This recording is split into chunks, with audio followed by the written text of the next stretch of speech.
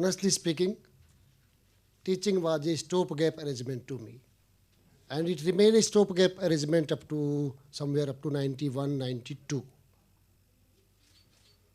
Class में जाता, बहुत अच्छे से पढ़ाता अपनी तरफ से, होमवर्क चेक करता, सब काम करता था एज ए टीचर. लेकिन हार्डली मैं 5 स्टूडेंट को भी शायद नहीं जानता हूँ क्लास के. क्लास टीचर था क्लास 7th का. कुछ बच्चे होते हैं, एक नहीं कुछ थे.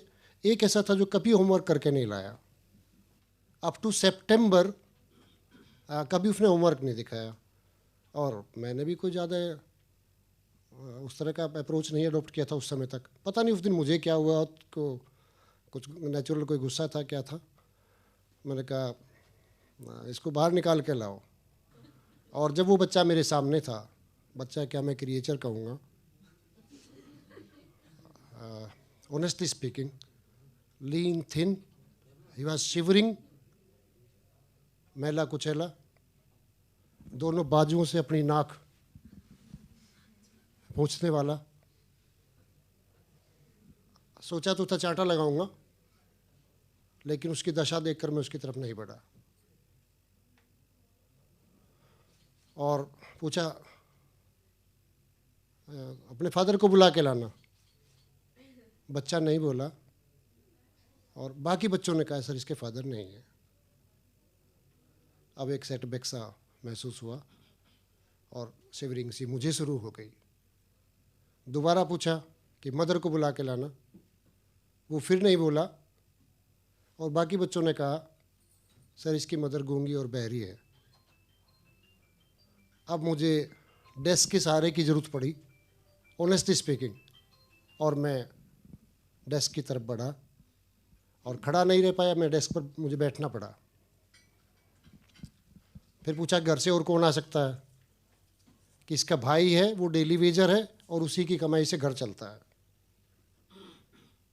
मैं डेस्परेट था कि किसी से तो मिलूं, बात तो करूं कि और कौन हो सकता है. कि इसकी भाभी है और वो इसको बर्डन समझती है अपने ऊपर फैमिली के, और 2 बार दिन में इसकी पिटाई करती है और उस वजह से ये स्टैमर करता है. अब बात समझ में आ गई. मैंने सचमुच अपना रुमाल निकाला और सोचा तो ये था कि अपने हाथ से इसका नाक पोंछूं. लेकिन ऑनेस्टली स्पीकिंग इतना अच्छा टीचर मैं नहीं बन पाया था उस समय तक. उसी को ना पहली बार मैंने उसका नाम पूछा. उसने बताया कि संजीव है मेरा नाम. मैं संजीव तो मेरे पास में आओ. रुमाल उनको दिया, दोनों हाथों से उसके कंधे पकड़े और कहा कि आज से तुम मॉनिटर हो. मुझे नहीं पता था ये क्या मैं कर रहा हूँ.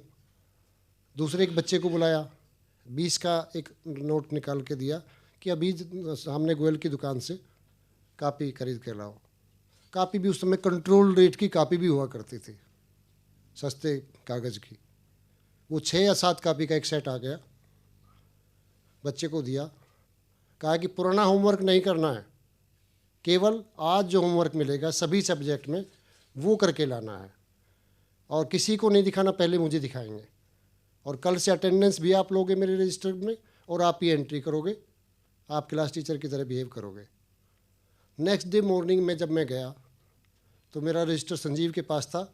वो अटेंडेंस ले चुका था और उसकी 5 की 5 कापी का सेट मेरी डेस्क पर था, जो सब होमवर्क उसने करके रखा था. अब मेरे लिए ये रिफ्लेक्शन था और अपना रोल को मैं समझ पाया कि मुझे क्या करना चाहिए as a teacher. That instance actually change my life और I become a somewhat teacher. Facilitator word मुझे संजीव के समय नहीं पता था.